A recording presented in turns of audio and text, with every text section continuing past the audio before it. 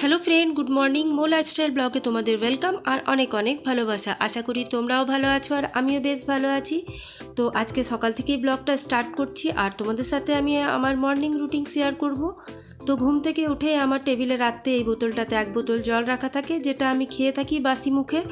তারপর তোমার উষ্ণ গরম জল খাই আর এরপর জলটা খাওয়া হয়ে গেলে তারপর আমি চলে যাই ওয়াশরুমে।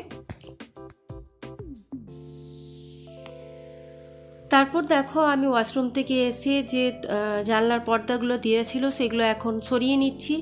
আর ঘুম থেকে উঠেই দেখতে কিন্তু ভালো লাগে, দেখবে জানলা দরজা খুলে দিয়ে বেশ একটা ঠান্ডা ঠান্ডা হাওয়া আসে। আর এখন যেহেতু সময় হচ্ছে সকাল 6টা, আর 6টার থেকেই তোমরা রোদটা বুঝতেই পারছো কী পরিমাণ দিচ্ছে। আর আমার এই রুমটাতে প্রচুর রোদ ঢোকে। এরপর আমি একটু দরজাটা খুলে দুয়ারে একটু জল দিয়ে দিই, যেহেতু বাসি দুয়ার বলে ধুয়ে দিতে হয়, তার জন্যে।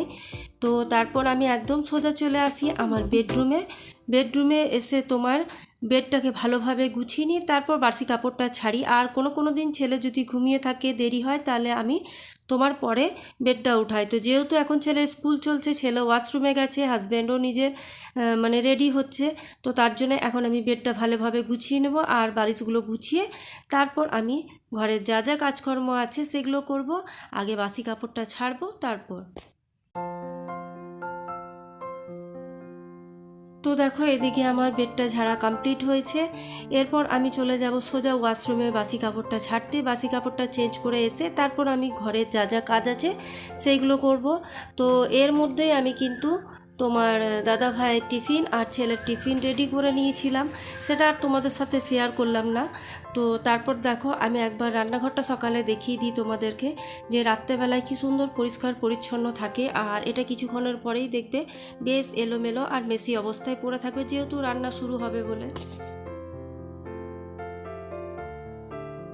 তো এখন দেখো মুড বা মন যেটাই বলো, ফ্রেশ করার জন্য আমি একটু গ্রিন টি খেয়ে নিচ্ছি। কিছুদিন যাবৎ আবার আমি গ্রিন টি খাওয়া শুরু করেছি, যেহেতু গা হাত পায়ে হাঁটুতে প্রচণ্ড ব্যথা করছে, তার জন্য আবার খাচ্ছি।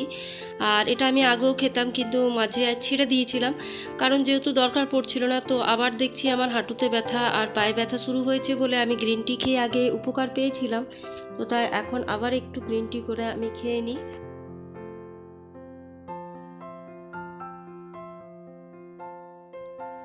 আর আমরা সকালবেলায় চা খাই বা গ্রিন টি খাই, যাই খাই না কেন, তখন মনে হয় কি জানো তো, যে একা বসে একটু নিশ্চিন্তিভাবে এই সময় একটু ভালোভাবে চাটা বা কফি যাই খাই সেটা একটু খেয়ে নিই। কারণ এই সময়টাই দেখবে আমাদের কাছে একটু শান্তির সময় মনে হয়, কারণ কাজ আরম্ভ করার আগে যদি চাটা একটু ভালোভাবে খাওয়া যায় তাহলে কিন্তু বেশ ভালো লাগে। তো যেহেতু গ্রিন টি খাচ্ছি বলে কোনো বিস্কিট নিয়ে নিই, আর পরে আমি এরপর আর কোনো রকমভাবে চা খাইনি। তো এখানে আমি ভাইজির সাথে কথা বলতে বলতে চাটা খাচ্ছি। আর ভোরবেলাতেই আমাদের বাড়িতে সবাই উঠে যায়, বাচ্চা কাচ্চা যা সব আছে। আর যা গরম পড়েছে, ভোরে উঠতে সবাই বাধ্য, আর আমাকে তো ছেলের জন্য উঠতেই হয়। তো দেখো এইদিকে ভাইজিকেও দেখিয়ে দিও, ও ব্রাশ করতে করতে এদিক পর্যন্ত এসছে। আর বিড়ালগুলো তোমার জানো তো পায়রা ধরে ধরে নিয়ে আসছে, সেটাই আমরা দুজন মিলে দেখছিলাম।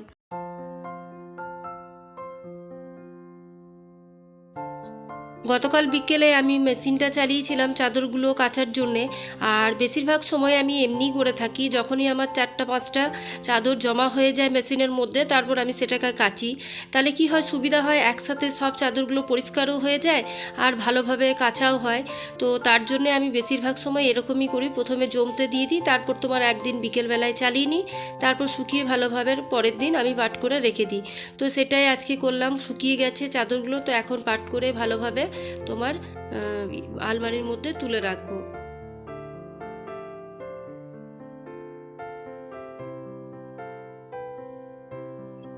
তো ঠিক আমি আলমারির এই নিচটাতে একটা কাউন্টার আমি করে নিয়েছি চাদর আর তোমার পিলো কভারগুলো রাখার জন্য। তো এখন দেখো আমি ভালোভাবে সব চাদরগুলো পাট করে আর পিলো কভারগুলো পাট করে এখানে রেখে নিচ্ছি। আর আলমারির এইটুকু জায়গাটা আমার যত ধরনের বেডশিট আছে সেগুলো রাখি। তো চলো, কিছু বাসন এগুলো জলখাবার খাওয়ার পর হয়েছিল। আর আমার জানো তো বাসন নামাতে নামাতে অনেক হয়ে যায়, আমি যেটা মশলা রাখি সেটা বাসন হয়ে যায়, তরকারি কেটে রাখি সেগুলো সব নামিয়ে ফেলি। তো এই যে এটুকু বাসন দেখছো, এগুলো শুধু জল খাবারের বাসন।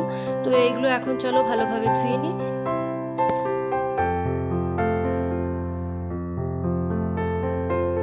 এখন এখন সংসারের কাজ করতে করতে আর এখন মনে হয় না যে সংসারে প্রচুর কাজ, আর এগুলো একা হাতে করতে করতে অভ্যস্ত হয়ে গেছি বলে এখন কাজগুলোকে কিছু মনেই হয় না। এখন বরঞ্চ ভালোবেসে কাজগুলো করি বলে পরিষ্কার পরিচ্ছন্নভাবে হয়ে থাকে। আর আগে মনে হতো প্রথম প্রথম যখন বিয়ে হয় তখন মনে হতো কত কাজ এই কেন করছি বা কী জন্য করব। আর এখন যত দিন যাচ্ছে, বয়স যত বাড়ছে, তত কিন্তু এখন কাজগুলো কিছু মনে হয় না। এখন বরঞ্চ যেটা করি না সেটার জন্য আফসোস হয়, তারপর আবার পরে মনে হয় না এটা করে নিই আজকে, কালকের জন্য না ফেলে রাখাই ভালো। তো তো দেখো, তোমাদের সাথে গল্প করতে করতে আমার বাসনগুলো মাজা হয়ে গেল। এরপর আমি কি করি, তোমার বাসনটা ধোয়ার পর আমি একবার এই ওয়ালগুলো তোমার ধুয়ে নিই ভালো করে, যেহেতু যে তোমার লিকুইডের জলগুলো পড়ে বাসন মাজার পর সেগুলোতে একটা দাগ হয়ে যায় তোমার টাইলসের উপরে, তারপর সিঙ্কের উপরে। তো তাই সিঙ্কের উপরের যে টাইলসগুলো থাকে সেগুলো আমি বাসন মাজার পর একবার ভালোভাবে ধুয়ে নিয়ে তারপর একটা কাপড় দিয়ে ভালো করে মুছে নিই। তাহলে কি হয়, জিনিসটাও ভালো থাকে, পরিষ্কার পরিচ্ছন্ন থাকে আর চকচকও করতে থাকে। তাই আমার খুব একটা যে তেল চিটচিটে হয়ে যায় সেটা কিন্তু রান্নাঘর হয়ে থাকে না। তো এদিকে ছোট রুমটায় চলে এলাম, ছেলের বইগুলো এলোমেলো হয়ে পড়ে আছে আর রাতে অনেকক্ষণ পড়েছিল তার জন্য বইগুলো ওর গোছানো হয়নি।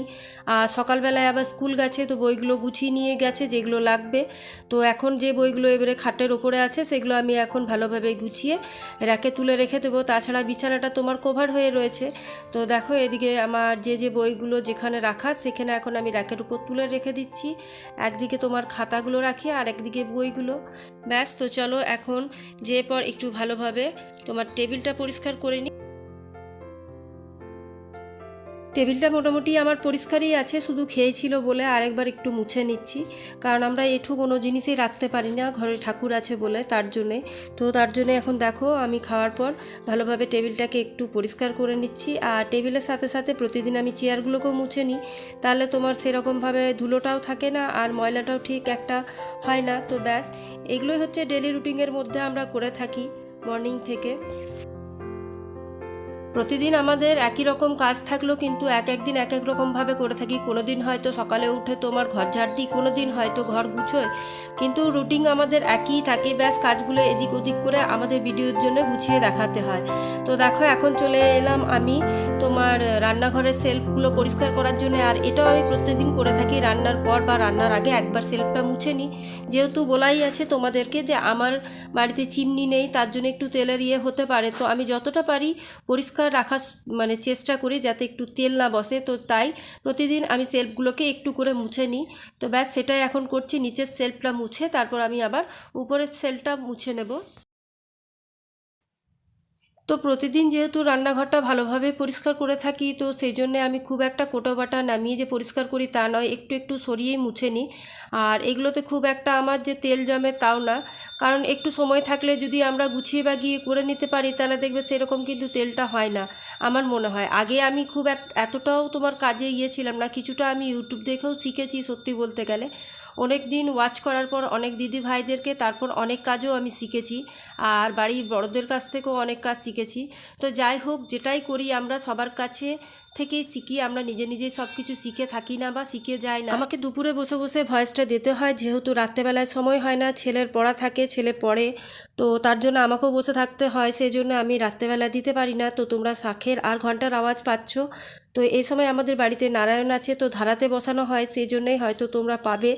তো যারা জানো তারা বুঝতেই পারছো। তো লাঞ্চটা একবার শেয়ার করে দিই, ইঁচড়ের তরকারি, বেগুন ভাজা, আলু ভাজা, পটল ভাজা আর আমের চাটনি, ডিম ভাজা আর পোস্ত বাটবো।